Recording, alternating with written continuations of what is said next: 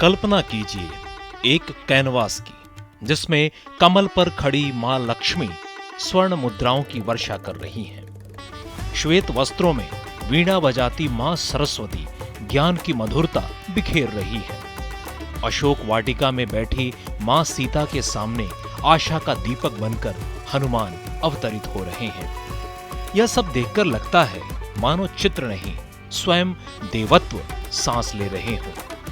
यह रहस्य था उस कूची का जो रंगों में जीवन भर देती थी और भावनाओं को अमरत्व। उस कूची को चलाने वाला वह कलाकार केवल चित्र नहीं बनाता था, वह युगों युगों की गाथाओं को कैनवास पर उतार देता था।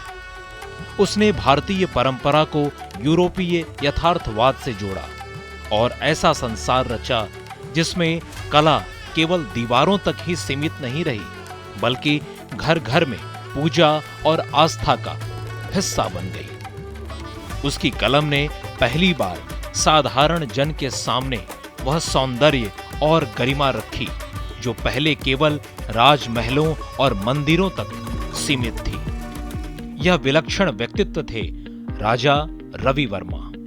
29 अप्रैल 1848 को त्रावणकोर के किलीमनूर महल में जन्मे रवि ने बचपन में ही दीवारों और जमीन पर कोयले से चित्र बनाना शुरू कर दिया था।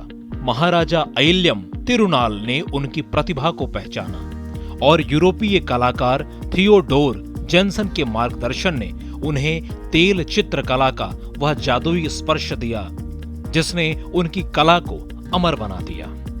महाभारत और रामायण की कथाओं को उन्होंने ऐसे जीवंत किया, शकुंतला, दमयंती, अर्जुन, सुभद्रा, सीता और हनुमान सब आम जनमानस के बीच सांस लेने लगे।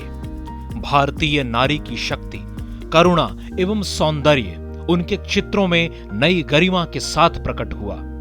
देवी लक्ष्मी और मां सरस्वती की उनकी छवियां आज भी भारतीय घरों की आत्मा का हिस्सा हैं। और जब उन्होंने अपनी प्रेस से हजारों लिथोग्राफ छापकर इन चित्रों को हर घर तक पहुंचाया तो कला सचमुच लोकतांत्रिक हो गई।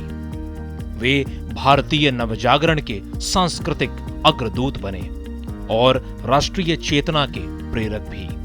5 अक्टूबर 1906 को राजा रवि वर्मा का निधन हुआ, लेकिन उनकी कला अमरत्व को प्राप्त हो गई। आज भी जब हम देवी देवताओं की तस्वीरों से विश्वास एवं ऊर्जा प्राप्त करते हैं, उनमें गहराई महसूस करते हैं, तो उनमें छिपा मिलता है उसी कलाकार का अमिट हस्ताक्षर।